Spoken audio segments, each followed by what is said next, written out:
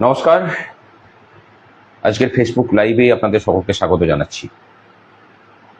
আজকের বিষয় গত 1 সেপ্টেম্বর 2025 সালে মাননীয় সুপ্রিম কোর্টের পক্ষ থেকে যে রায় দান করা হয়েছিল যে 2011 সালের পূর্ববর্তী সময়ে নোটিফিকেশন হয়ে যেসব প্রাথমিক এবং উচ্চ প্রাথমিকের শিক্ষক শিক্ষিকারা যোগদান করেছিলেন চাকরিতে, তখন টেটের সিস্টেম ছিল না বলে আমাদের পশ্চিমবঙ্গ সহ গোটা ভারতবর্ষের লক্ষ লক্ষ শিক্ষক শিক্ষিকা তারা কেউ টেট পাস ছিলেন না। তখন যে যোগ্যতাবান ছিল সেই যোগ্যতাবান পাস করে তারা চাকরিতে যোগদান করেছিলেন। কিন্তু সুপ্রিম কোর্ট বলে যে সকলকেই টেট পাস করতে হবে 2 বছরের মধ্যে, অন্যথায় আপনাদের সকলের চাকরি থেকে বরখাস্ত করা হবে। ছাড় দেওয়া হয়েছিল কাকে না, 1 সেপ্টেম্বর 2025-এ যাদের আর 5 বছর চাকরি বাকি ছিল তাদেরকে ছাড় দেওয়া হয়েছিল। তাছাড়া সকলকেই টেট দিতে হবে যারা যারা টেট পাস করে নেই বর্তমানে। সেই নিয়ে আন্দোলন হয়েছে একাধিক। আমাদের সংগঠন উস্তি united primary teachers welfare association, আমরা দিল্লিতে গিয়ে ধর্ণা অবস্থান করেছি। প্রায় 350 জনের টিম নিয়ে আমরা গিয়েছিলাম এবং মামলা করা হয়েছে। আমরা যে রায় হয়েছিল সেই রায়ের রিভিউ চেয়েছিলাম। দীর্ঘদিন সেই রিভিউ পিটিশন পড়ে থাকার পরে আজকে যদিও অনলাইন একটা নোটিশ এসেছে যে সেগুলোর হিয়ারিং হবে। এই রিভিউ পিটিশনের হিয়ারিং সেগুলো হয় মাননীয় বিচারপতিদের চেম্বারে।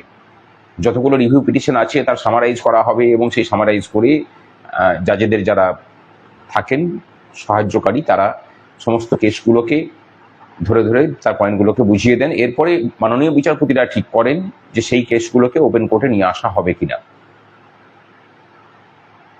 আমরা জানি যে এই যে রায় দেওয়া হয়েছে তাতে বিভিন্নভাবে বিভিন্ন খামতি আমরা তুলে ধরেছি এবং আমরা রিভিউ পিটিশন দাখিল করেছি। এবং এটাও শুনে হয়তো আপনাদের ভালো লাগবে, আমাদের যে রিভিউ পিটিশন সেই রিভিউ পিটিশন নিয়ে শুধু আমাদের রাজ্য নয়, অন্যান্য রাজ্যেরও বিভিন্ন আইনজীবীদের কাছ থেকে আমরা প্রশংসা পেয়েছি। তারা জিজ্ঞাসা করেছেন আপনার রিভিউ পিটিশন ড্রাফটিং করেছে কে। মূলত আমাদের রিভিউ পিটিশনের ড্রাফটিং করেছিল বিক্রম ব্যানার্জি এবং সেটাকে ফাইল করা হয়।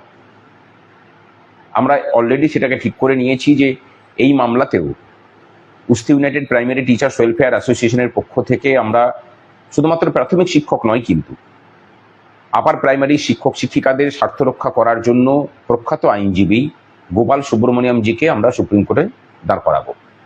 কিন্তু সেটা এখনই সেটার সময় আসেনি। আগে রিভিউ পিটিশনগুলো চেম্বার হিয়ারিং হোক, সেখান থেকে যদি সিদ্ধান্ত হয় যে ওপেন কোর্ট হিয়ারিং হবে তখন আমাদের পক্ষ থেকে উনি আইনজীবী থাকবেন। আমাদের একাধিকবার এটা নিয়ে ওনার সাথে বসা হয়েছে, কনফারেন্স হয়েছে।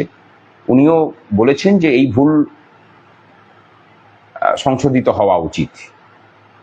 সুতরাং আশা রাখুন, ভরসা রাখুন।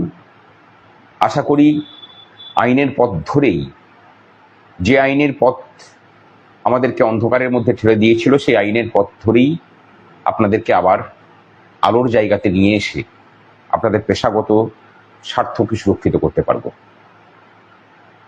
লড়াইয়ে থাকুন আর নজর রাখুন, বিভ্রান্ত হবেন না। কারণ মানুষ যত না ভরসা দেয় তার থেকে অনেক বেশি ভয় দেখায় এবং ভয় দেখিয়ে চেষ্টা করে যে আপনাকে আমাকে তার পক্ষে করে রাখতে।